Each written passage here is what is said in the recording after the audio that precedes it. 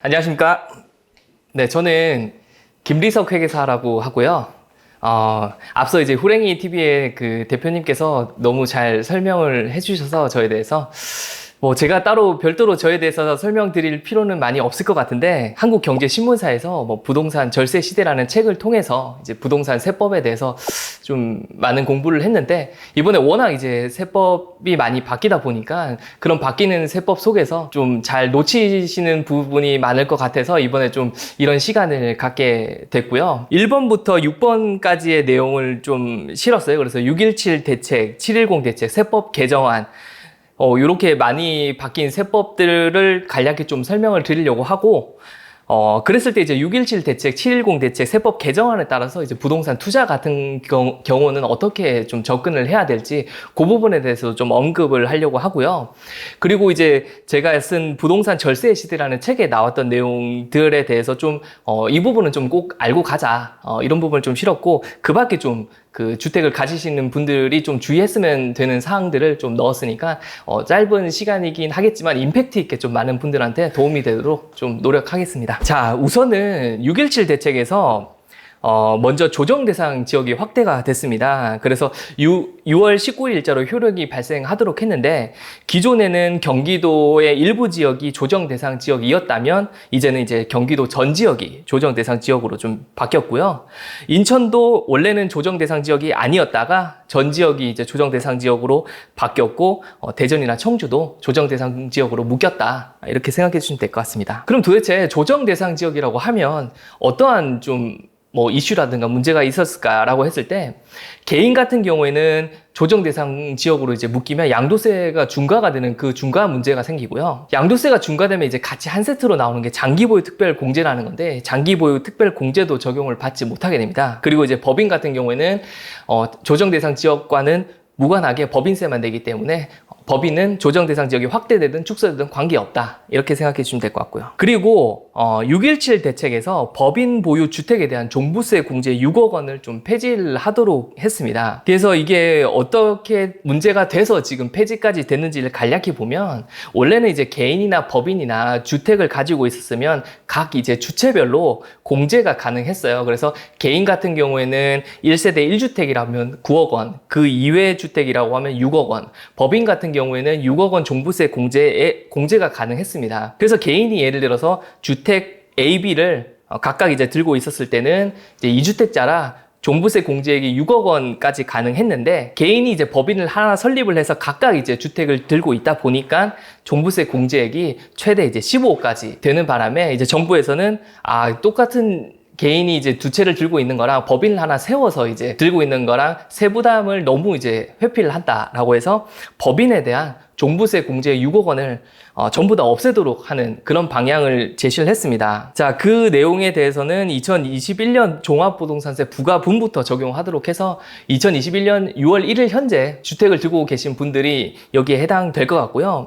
이 6.17 대책이 결국 그 세법 개정안 7월 22일에 나와 있는 그 내용에도 반영되어 있어서 이 부분을 또 참고하시면 될 것 같습니다. 네, 그리고 법인 보유 주택에 대한 종부세율 인상인데요. 자, 원래는 이제 법인 보유 주택에 대해서는 과세 표준에 따라서 종부세를 매겼는데, 이제 6.17 대책에서 처음 나왔습니다. 이제 법인 보유 주택에 대해서는 단일 세율로 3%, 4%를 적용하겠다라고 했는데, 나중에 이제 7.10 대책에서는 최고 6% 단일 세율로 했다가, 나중에 설명을 드리겠지만 최종적으로 세법 개정안에서는 3%, 6%로 단일 세율로 적용하도록 했으니까 이 부분은 뒤에서 조금 자세히 설명을 드리겠습니다. 자, 법인의 조정 대상 지역 내 임대주택에 대한 종부세 과세인데요.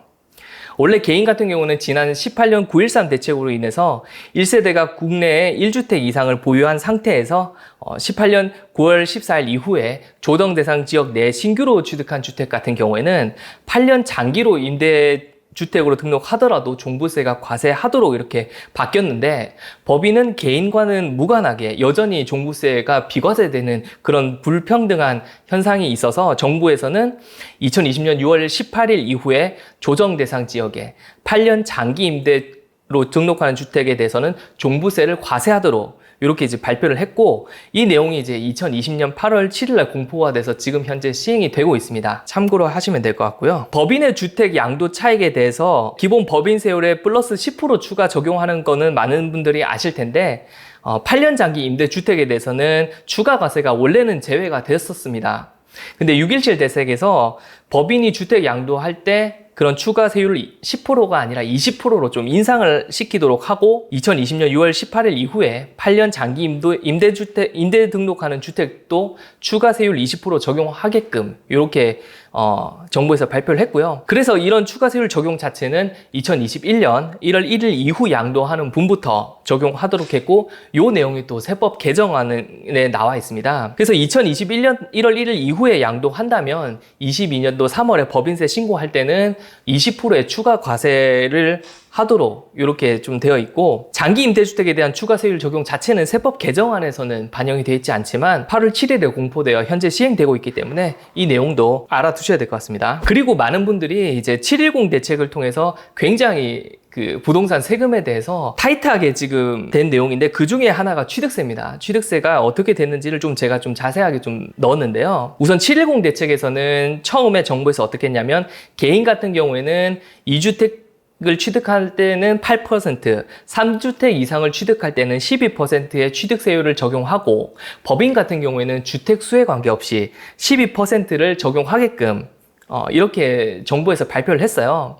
근데 이러다 보니까 개인이 워낙 이제 들고 나서는 바람에 정부에서 이 내용과는 조금 다르게 좀 개인한테 좀 혜택을 주려고 했는데, 이게 뭐냐면 이제 8월 12일 날 공포된 지방세법에 따라서 법인 같은 경우에는 여전히 주택수와 관계없이 무조건 그 주택을 취득할 때 12% 단일 세율을 적용하도록 했습니다. 그래서 1억의 주택을 사면 이제 1,200만 원은 취득세로 내게끔 했는데, 개인 같은 경우에는 주택수뿐만 아니라 내가 취득하는 주택이 조정 대상 지역이냐 비조정 대상 지역이냐에 따라서 취득세율이 좀 차등이 생겼습니다. 먼저 1에서 3%의 취득세율을 적용받는 주택에 대해서 보면, 내가 생애 최초로 조정 대상 지역이나 비조정 대상 지역에 1주택을 취득했을 때는 1에서 3%의 취득세율을 적용받고요. 내가 1주택을 가지고 있었는데 이제 비조정 대상 지역에 있는 주택을 취득했을 때는 1에서 3%의 취득세율을 적용받고, 그리고 일시적 2주택에 해당하는 주택에 대해서도 1에서 3%의 취득세율을 적용하게끔 했습니다. 자, 그랬을 때 일시적 2주택 취득세는 어떻게 적용하냐라고 했을 때, 7월 31일 날 행안부 보도자료를 통해서랑 2020년 8월 12일 날 공포된 시행령을 통해서 보면, 일단은 일시적 2주택 취득세에 대해서는 신규 주택을 취득했을 때는 우선적으로 1에서 3%의 취득세율로 신고 납부를 하고요. 근데 이제 종전주택을 처분기간 내에 처분하지 않고 계속 보유한다면 2주택에 대한 세율 8%와의 차액을 이제 추징이 된다라고 생각하시면 되고, 이때 처분기간이 뭐냐고 하면 종전주택을 3년 이내에 처분해야 되고, 종전주택과 신규주택이 모두 조정대상 지역에 있다면 1년 이내에 처분해야지만 1에서 3%의 세율을 적용받는다. 이렇게 생각해 주시면 되겠습니다. 자, 그랬을 때 이제 8%의 취득세율을 적용하는 건데요. 내가 1주택을 들고 있었는데 조정 대상 지역에 있는 주택을 취득했을 때랑 2주택을 들고 있었는데 비조정 대상 지역에 있는 주택을 취득했을 때는 8%의 취득세율을 적용한다라고 생각하시면 되고, 그리고 12%의 취득세율은 내가 2주택을 들고 있었는데 조정 대상 지역에 있는 주택 한 채를 추가로 취득했을 때랑 3주택을 들고 있었는데 그 이상에 있는 조정 대상 지역이나 비조정 대상 지역에 있는 주택을 취득했을 때는 12%의 세율을 적용받는다. 자, 이렇게 생각하시면 되겠습니다. 자, 근데 예외가 있습니다. 예외 보시면 조정 대상 지역 지정 고시일 이전에 주택에 대한 매매 계약을 체결한 경우에는 조정 대상 지역으로 지정되기 전에 주택을 취득한 것으로 본다. 라고 돼 있는데, 그냥 쉽게 이야기하면 조정 대상 지역으로 이제 고시하기 전에 주택 매매 계약을 체결하면 비조정 대상 지역의 주택을 취득한 것처럼 봐준다 요겁니다. 그래서 예를 들어 보면 내가 1주택을 들고 있었는데 조정 대상 지역 내에 있는 주택을 취득했을 때, 그때 취득세율은 앞에서 이제 배웠을 때는 이제 8%의 취득세율을 적용받는다라고 했는데, 자, 2022년에 예를 들어서 2022년 8월 30일에 부산이 이제 조정 대상 지역으로 지정 고시가 났습니다. 근데 나는 2020년도 8월 25일에 부산에 있는 주택을 취득하기 위해 매매 계약을 체결했습니다. 그렇게 했을 때는 원래라고 하면 이제 개정된 8%의 취득세를 적용해야 되는데 지정고시일 이전에 매매 계약을 체결했기 때문에 종전에 있는 주택 취득세율은 1에서 3%의 취득세율을 적용한다. 이런 의미고요. 자, 그랬을 때 이제 취득세 같은 경우에 부칙이라는 게 있습니다. 이 부칙이 제일 중요한데요. 부칙이라는 거는 앞으로 이 개정된 세법을 언제부터 이제 시행을 하냐, 그 예외는 어떻게 되냐라는 거를 나타낸 건데, 공포는 8월 12일에 이제 공포를 했고, 이제 8월 10일부터 시행을 하도록 했고요. 이 법 시행 이후 납세 의무가 성립하는 분부터 적용한다라고 했을 때, 취득세 납세 의무 성립일은 유상취득 같은 경우는 잔금 지급일 하고 소유권 이전 등기 접수일 중 빠른 날로 보고 있습니다. 그래서 8월 10일 이후에 주택에 대해서 잔금 지급일 하고 등기 접수일 중 빠른 날이 도래를 한다면 이제 개정된 규정을 적용을 한다라고 생각해 주시면 될 것 같고, 여기서 이제 경과 조치가 중요한데, 법인 및 국내 주택을 1개 이상 소유하고 있는 1세대가 2020년 7월 10일 이전에 주택에 대한 매매 계약을 체결한 경우에는 종전의 규정을 적용한다라고 되어 있습니다.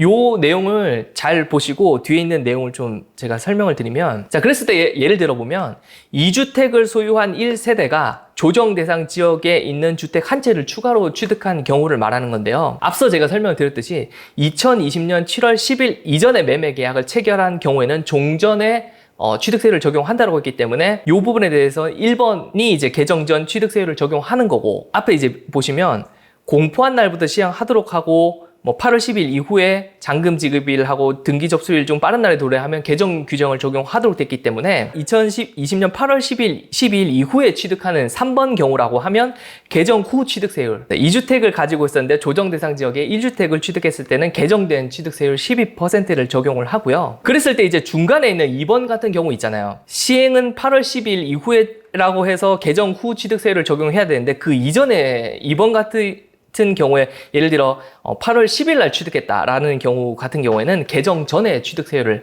적용하게끔 이렇게 되어 있습니다. 자, 그랬을 때 제가 케이스 1, 2, 3, 4를 해서 이 경우에는 개정 전 취득세율을 적용해야 되냐, 개정 후 취득세율을 적용해야 되냐에 대한 문제를 좀 냈습니다. 그래서 자, 케이스 1 같은 경우 한번 보시면 2020년 6월 5일 날 계약을 했고 2020년 12월 31일 날 잔금을 취득한 경우인데, 이때는 개정 전 취득세율을 적용해야 될까요? 개정 후 취득세를 적용해야 될까요? 아신 분 있으면 한번 채팅창에 한번 글 한번 남겨주시겠습니까? 7월 10일 날 이전에 매매 계약을 체결했기 때문에 요거는 이제 7월 10일 이전인 6월 5일 날 계약을 해서 이제 그 이후에 취득한 경우이기 때문에 개정 전 취득세율을 적용을 하고요. 2020년 7월 10일 날 계약했다가 12월 30일 날 잔금을 지급해서 취득을 한 경우라면 어떻게 될까요? 질문이 제가 이겁니다.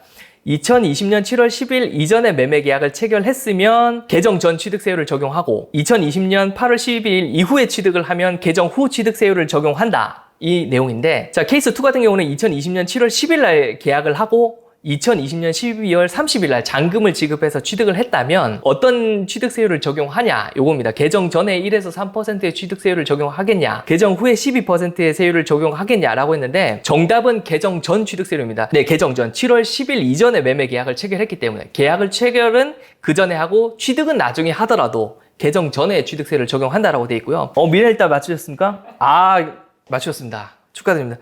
자, 이게 법이 굉장히 중요한데 이전이라는 말은 이제 사전상 그 날을 포함하는 날입니다. 그래서 7월 10일 이전이란 말은 7월 10일을 포함해서 계약을 체결한다라고 생각하시면 되고, 지금 케이스 3입니다. 그러면 케이스 3. 2020년 7월 11일 날 계약했습니다. 그리고 잔금은 지방세법 시행 이전인 8월 10일 날 잔금을 지급해서 취득했으면 이때는 개정 전일까요? 개정 후일까요? 이 부분을 굉장히 모르셔서 제가 자세히 이야기하려는데, 정답은 개정 전입니다. 자, 이번에 해당되는 그 중간 과도기적인 상황이기 때문에 개정 전이고, 마지막으로 케이스 4가 7월 11일 날 계약을 해서 12월 31일 날 취득했다면 요거는 개정 후에 취득세율을 적용한다.